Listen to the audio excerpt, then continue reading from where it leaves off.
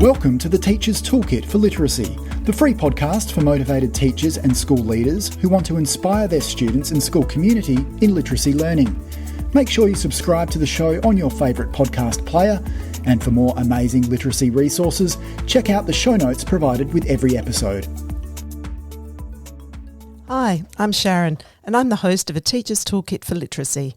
In every Toolkit episode, we bring you specific resources, tools, strategies, tips, techniques to help you in your job as a teacher of literacy. Firstly, we acknowledge and pay our respects to the Kaurna people, the traditional custodians whose ancestral lands we gather on. We acknowledge the deep feelings of attachment and relationship of the Kaurna people to country, and we respect and value their past, present, and ongoing connection to the land and cultural beliefs. Welcome to part 2 of our podcast on differentiated teaching with Rob Vingerhoets. And now on with the show. We had a teacher bring up the topic of, if I split these children into 3 groups, there'll be less range of differentiation in each of those groups. So then that's going to make it better. I remember that question. Remember that one? Yeah, I do remember that. Yes. Yeah. Yep. It's. I think my answer was that you still got a 4-year spread in your top group. You still got a 4-year spread in your middle group, and you still got a 4-year spread, or probably more, in your bottom group. Yeah. So it's really not an answer. There's it's people who actually like streaming are teachers who get the top group. Teachers have been streaming for years and they don't want to change because they've got their sheets ready to go. Yep. Kids who are in the top group like it. Parents who have kids who are in the top group like it.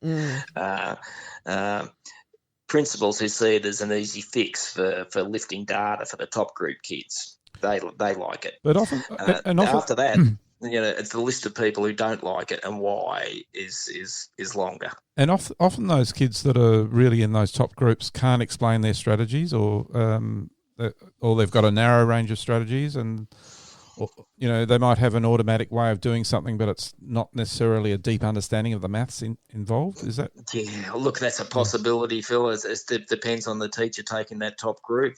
They're often.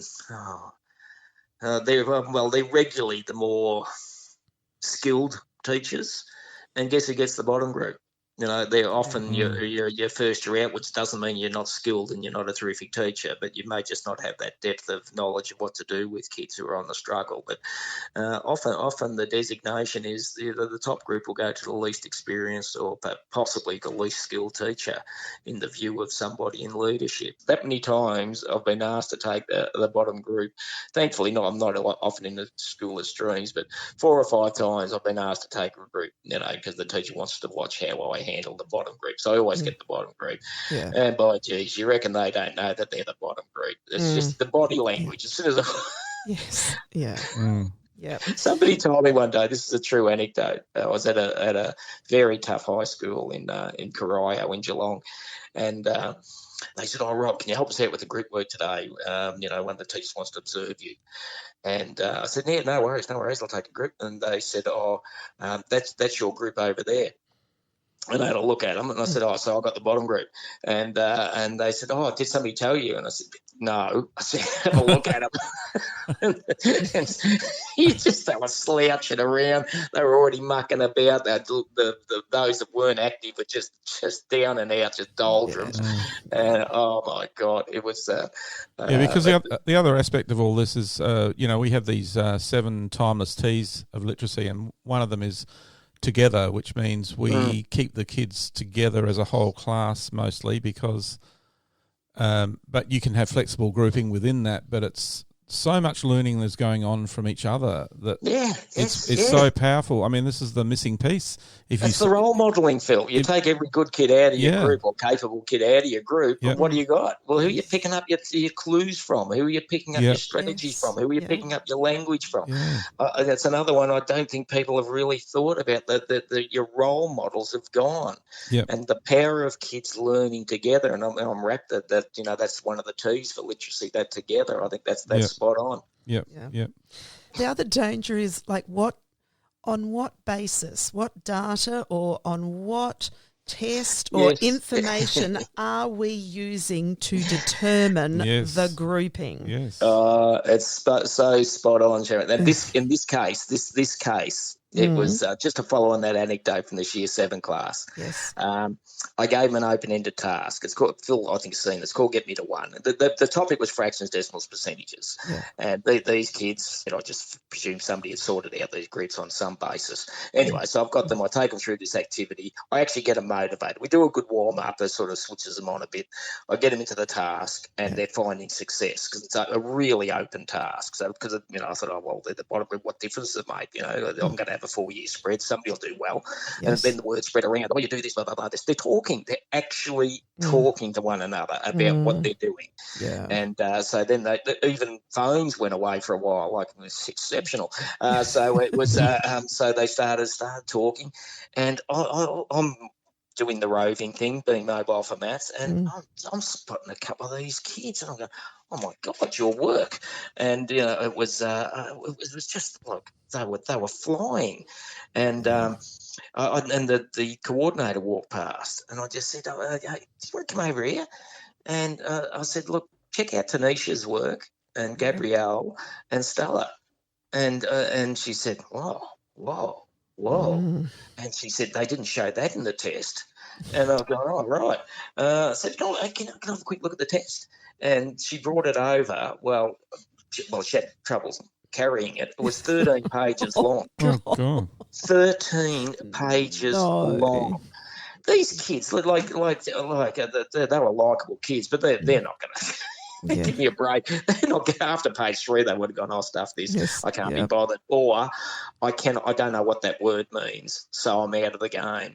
Yeah. It's not that my maths is rubbish. I don't know what the word means. I don't have a definition for that. I don't understand the context. I don't understand the syntax. I don't understand the grammar, and they're out of it. And she just said, well, maybe we got this wrong a bit, and I said, maybe you got it wrong a lot. And I said, there are 3 that I've found, and they've been in here 5 minutes. So I said, there's going to be more. And that was actually really good. She was, as a coordinator, she had a heart in the right place, but the test was totally inappropriate. Yeah. And those 3 kids that I mentioned, they went straight to the top group, and I was there for months at this school off and on, and they consistently performed well in the top group, and I suggested some alternatives to the testing. Because some of these tests, Rob, we work with tests in New York, and I was in the Bronx, and the kids either had trouble with the reading of it or the comprehension of the words, the sentences, and the other aspect of the whole test, if that wasn't enough, was just the culture of it. Like, the culture of what was in the test was nothing to do with what these kids in the Bronx knew, Like, going, what's this about? I never knew about this. So somebody showed me a grade 1 test that, like, here in Victoria, and with the question, I wish I could just remember the exact what the wording was, but it was like, once again, this was in a pretty rough area. Like, no human in that little area, in that suburb, talks that way. Nobody talks that way. The kids, it was something like share amongst. Like, who uses the word amongst in Karaya? Nobody. Nobody uses. Let's share this amongst us, shall we? Like, it's like, yeah, right. It was one kid thought it was the kid next door whose name was Mung, M-O-N-G, and said, "Oh, look, Mung's in the test." So the tests are often weighted against these kids because of all. Totally.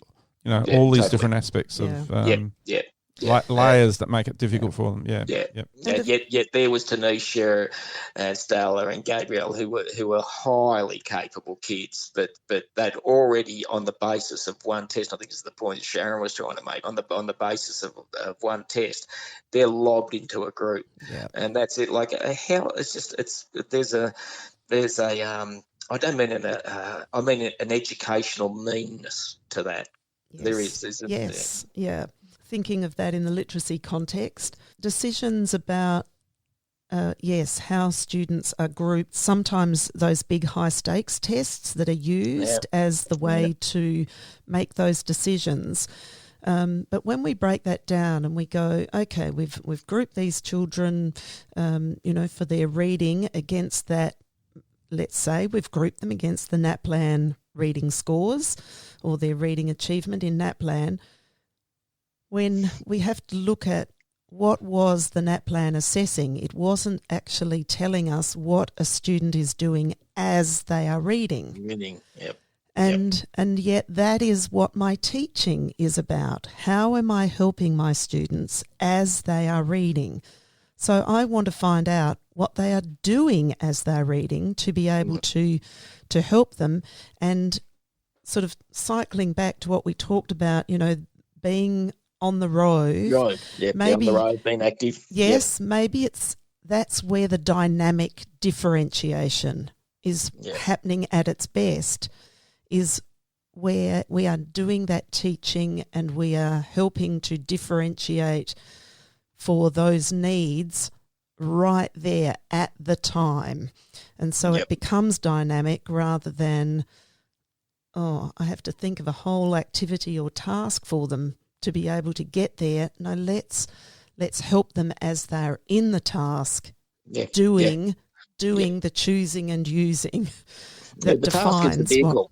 Yes. Yeah, the task is the vehicle for you to be doing your explicit teaching, which is back to you being there to give immediate feedback, which is back to you being mobile and amongst your kids, and that also is just straight up assessment information. This is where you go, I've got a sense of where these kids are at. I've got a sense where this individual is at, and that may then be recorded electronically or on a post-it or whatever method you use. But it's that ongoing formative assessment, and then that drive, later on towards the end. Go on, Phil. Sorry. That then drives your teaching for your next lesson, because and so that's really tailoring all your work to what those kids really need, and there is your differentiation too, isn't it? That is the differentiation. The strategy of differentiated teaching is demonstrated when the teacher, and I'm going to read the whole list of things now, and every one of these things has been covered. Oh wow! So aren't we good? So looking at, sets high expectations for all students. Yep, you will have success today and you will bloody enjoy it. Yes. Well, if we've found an entry, if we know we're targeting with an entry point, we have absolutely set that expectation that everybody's in and everybody's going to be successful, because as I often do, I'll preface things by saying, I've noticed, so I'm bringing you this today because I know everybody's got a way in here and you're going to be able to fly with this. Provide students with realistic, challenging goals and recognise effort. Yeah, that's immediate feedback. Feedback. Yep, and that's where the ROVE is, or the dynamic differentiation. I mean, I think teachers need to really be able to name that when they are on that ROVE, that is dynamic differentiation. It's more dynamic than it can be in any other way. Relies on formative assessment to monitor student learning progress toward and beyond learning goals. It comes back to that ROVE again, doesn't it? Everybody knows what they're trying to aim for. What am I choosing? What am I using? And the formative assessment is those, it's pre-prepared checklists. I'm a huge fan of samples of work. If you've got the richer the task, the richer the assessment. Yes. So it just shows a depth that you don't get from a worksheet. So I'm always looking for, let's have a pre-prepared checklist, not just skills. Let's get some attitudes and include some of the proficiencies in there. Was the kid able to articulate, blah, blah, blah. Or you pick up their piece of work. And I'm a huge fan of writing anecdotes on samples of work that are important. You can do rubrics and pre-prepared rubrics for a task, so you've got something to compare the task against. So that they're all forms of formative assessment, and it's the real assessment. And it either confirms or challenges a piece of summative assessment. And in the end, if you're doing the formative assessment and your formative assessment challenges a score, a decision that's been made by summative assessment, I know who I'd go with. I'd go with the good teacher with the sound formative assessment every time. Yes, yeah. And formative assessment, would also include all of our conferring with, conferring with students in literacy. Once again, rubrics, looking at student writing for finding out what they're doing, with their spelling. That's where I'm going to find out what they've got under control and what they're needing help with by looking at their writing. So looking at these things within context of, we would also say that the share and reflect time is a big time for students to think about. It's spot on, Sharon. Yep. Look, some of that stuff, if that's done well, it's invaluable insights because they should be a reflection, not a recount of what you did today. Yes. What did you find out today? How did you feel today? Yeah. They might do big things. How did you feel? What did you find out? And then as a teacher looking at those reflections going, okay, I cut through. Or clearly with this kid, not yet, because she feels this way about that session, or this is his reflection and it doesn't go where I wanted it to go. So I'm now not annoyed with the kid as that's okay, that's my follow-up for tomorrow, as Phil was saying it often.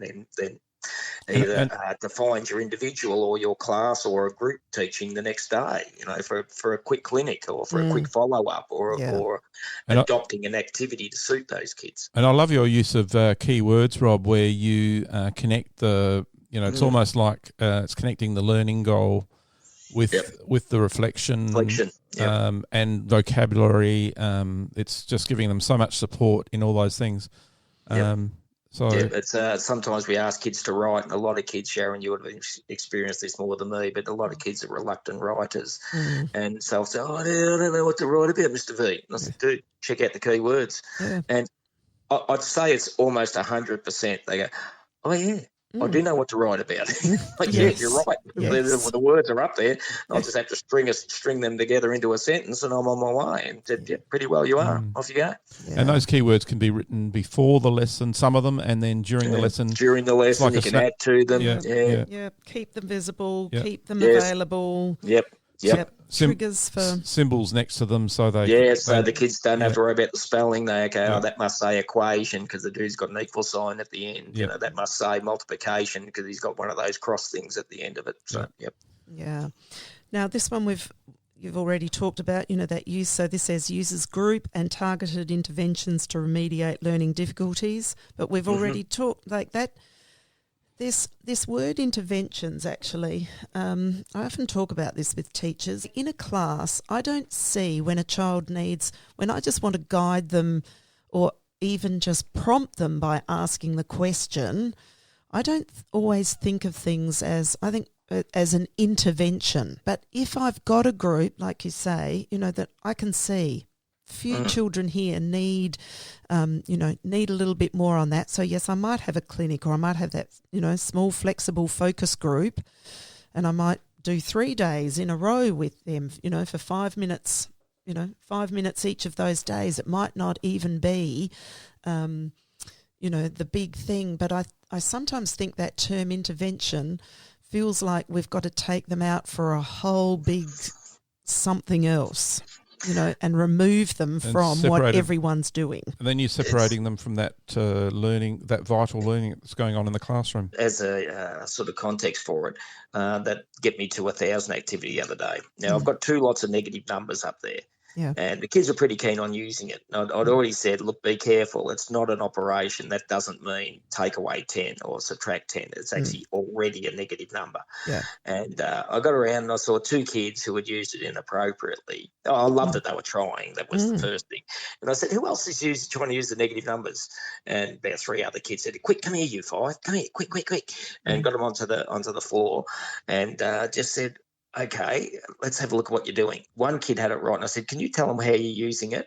And he actually needed a little bit of support from me, but basically that kid was able to explain to the others in kid speak with a little bit of clarification from me about how you use it. And actually this kid was actually he really actually understood that if you took a minus from a negative number, it actually turns into a positive. Now, I couldn't explain that for the life, and I still don't understand it. But he did actually a good job of it. And he goes, well, it goes like this, and then it look like this thing. Yes, whatever Clementine said.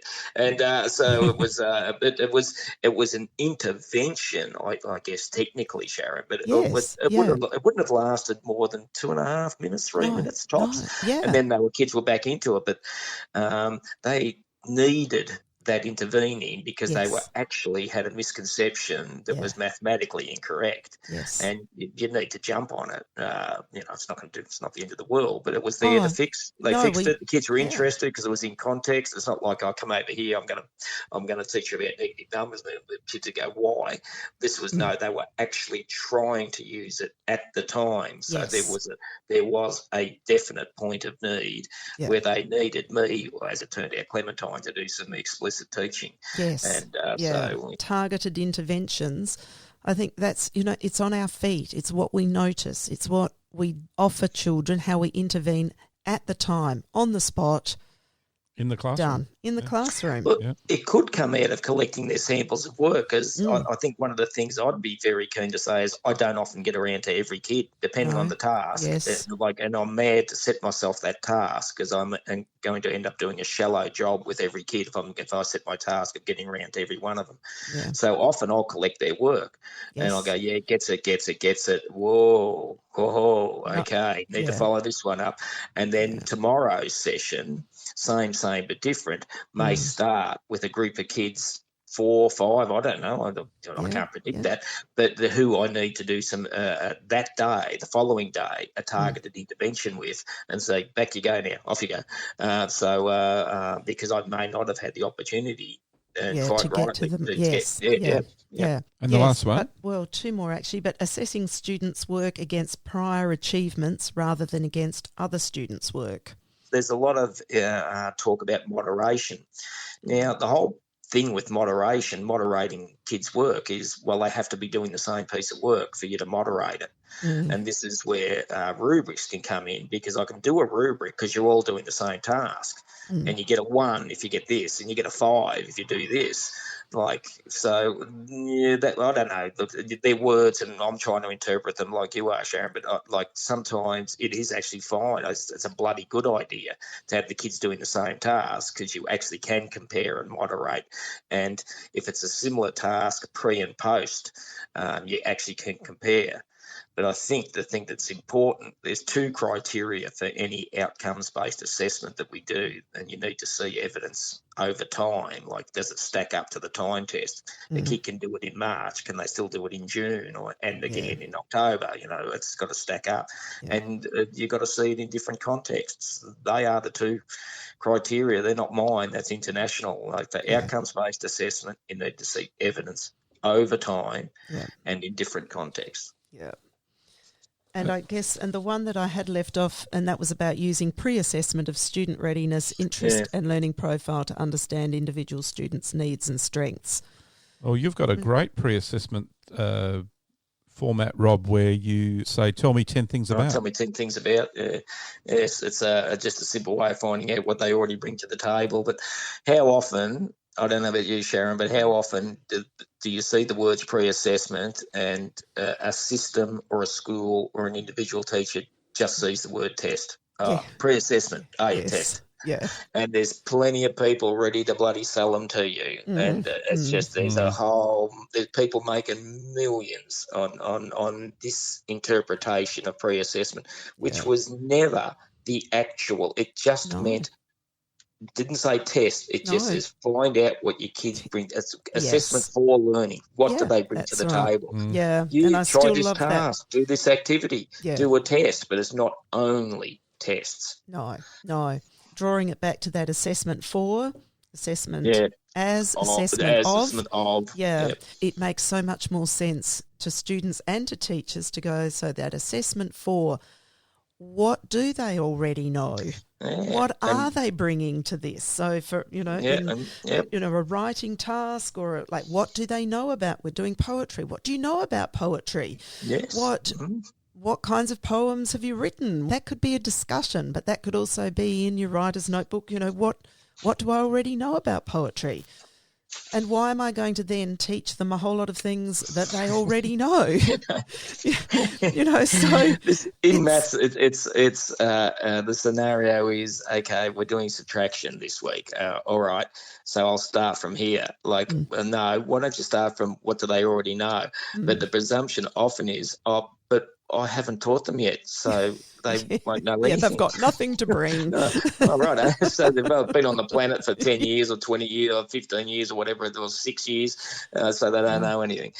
So often just ask. That was supposed to be the point of pre-assessment. Yes. Don't presume just because you haven't taught it that they don't know anything. They may not know the terminology or the vocab. This is particular of maths, but they know the concept. It's like fractions. Fractions. Toddlers know fractions. It's proven that toddlers know fractions. They know division. They know sharing. They actually know how to make a group unequal. They actually understand remainders, but they don't know the term remainder. But they know what it is, what it looks like when it's minties or gummy bears, and you're sharing them. They know exactly. So it's but we need to, but testing doesn't help that. It's there's some tests that are mildly better than others, but so often there's really good tasks, really good activities that give you all the assessment information you need, and you didn't didn't cost you an hour that's not your program by doing a test. A lot of hours add up. A lot of this, Rob, is probably getting knowledge of the Australian curriculum and knowing what's in it, and that's a big part of it, isn't it? The teacher knowledge about their content area. Yeah, it's a content-driven topic, but an understanding of it is not always a given, Phil. Sometimes it's far more simple than the words would have you believe. Okay. Yeah. Okay. Sometimes it's just not far to go on a closed task. Like I'm done. What do you got for me now? And whereas you've got a good open-ended activity or problem, it often allows you to get some depth from the kids. There'll be a point, I hope, a point in time, and this stupid stuff about the maths wars and the literacy wars and science and give me it up, great. It's going to be about, in maths, the proficiencies. And the content is just a way of getting at the proficiencies, which are about problem solving, reasoning, fluence, reasoning, justification. This is what Australia needs. This is what the human race needs, is kids who can do those things, and do it with a sense of creativity and logic and depth and love for learning.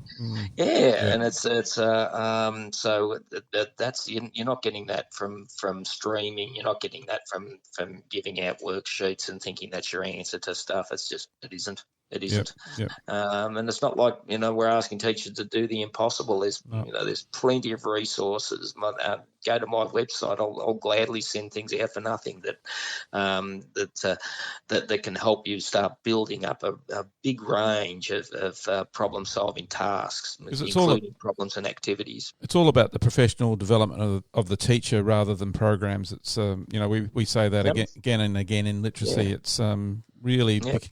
You'll get so much more out of all this as a teacher if you, develop yourself, really.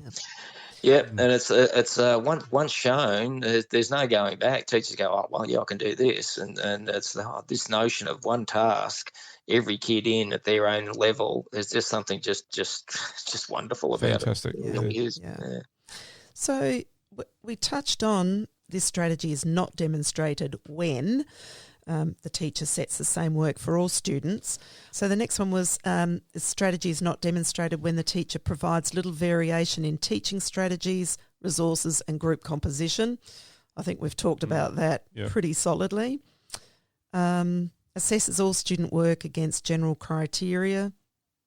We've talked about that. Yep. Applies differentiated teaching strategies only for gifted students. Yep, we talked about that. And establishes consistently inflexible groupings. Yeah, we talked about all those. We've talked about those. So, but I think that as an article is a nice anchor for where we've been today, talking about differentiation across. I mean, we've talked Rob, you've just brought such a rich picture of differentiation in maths. We've linked that. I've got a word in every now and then for literacy. Yes. Did well, Sharon. Did well. Did very well. And of course, they're the big things for us to think at any decision-making point in any subject area about what does differentiated teaching look like. Not differentiated tasks and but differentiated teaching. How is our teaching differentiated any day, at any time? That it's and not dictated necessarily by any program or structure, or we've got the capacity to really flow with that for every child every day. Fantastic. Streaming is not the answer. It's never going to be the answer. It just will never ever be the answer. On my website, there's a thing about streaming. It does offer for big units of work a bit of a compromise, and that's saying, well, okay, don't jump into it. Here you've got 12 lessons on place value. All right, let's collect some formative assessment after 8 lessons. Offer some workshops, and they're clearly extension, reinforcement and support. They're clearly top, middle and bottom, the workshops, because you can put content title in. Okay, we look place value, we're looking at numbers to thousands, and the next group we're blah blah blah, and the bottom group we're looking at numbers to 1,000 with whole numbers, and clearly they're groups. But I let the kids sign up. Like, you got 2 hours, sign up for your workshop, and you're giving them some ownership, and they go, look, we've been doing this place value stuff for 3/4 of the unit, 2/3 of the unit, 8 lessons. I know where I am. I know which group I'm signing up to. At least they've got some ownership there. And I only do that for big units. But look, sometimes it's just a way of weaning a teacher or a grade level or a school off streaming by giving them to say, maybe try this. That does work all right. Yeah, and that's really sort of bringing it back to more of what we would call a classic view of learning then, where we can actually sign up for where we see we need help. Exactly. Or a bit of we agency, have interest. Yes. Well, student voice they call it over here, but it's it's some student voice. Yeah. And I always say to teachers, look, you've got the right to veto. You can just go, excuse me, Sharon, you're just signing up there because Phil's in that group, or it's likely to be the other way around, really. Phil, you're just signing up because Sharon's in that group. No, dude, get yourself back to the group you belong to. And you know where you should be, and just say, oh yeah, you got me, Mr. V. Yeah, I should be in the middle group or whatever. But so I think that's that's not a bad compromise. I think the ancient Greeks had it right when the way they had their little systems of learning. They'd have Aristotle would be sitting on a bench over in the park, and the students would go over and listen to him for a while. And when they got a bit bored, they were allowed to go over to Socrates and the other side of the park, and anyone could get up at any time and choose who they were going to listen to. That'd be an interesting school, wouldn't it? That's it. Like, it's just, and just say, oh, look, Aristotle, like, mate, you're a bit boring. I'm going over to see Soccers over there for a while, mate, You haven't written your book yet, I mean, the runs aren't on the board, Aristotle. You just haven't done it for me. Hey, mate, you're just not doing it for me, Aaron, I'm out of here, mate, with my Greek sandals, I'm going. Yep. Or maybe offer some free biscuits or something. Yeah. Come back, Phyllis. I have a free biscuit for you. Yeah, well, if students could choose their classrooms, that'd be interesting.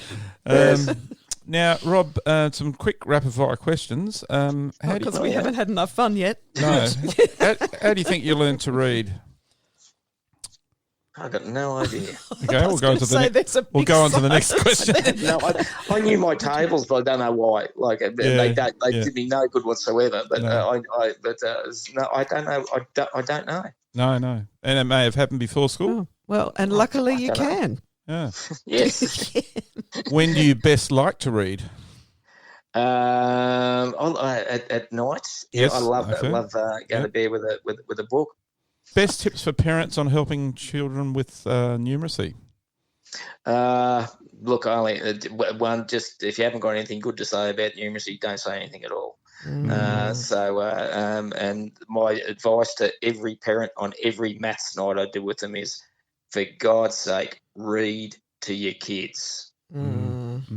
Thank you, Rob. Yep. Oh, my pleasure. Yeah. It's just one of the best things you can ever do for a child on any level. You know, beyond literacy, that is too, Sharon, as you know. It's just that relationships. It's just so, learning about our world. Or reading and reading non-fiction and fiction and everything. Oh, mix it up, absolutely. Yes. Yeah. What's an exciting, wondrous part of your career besides meeting me?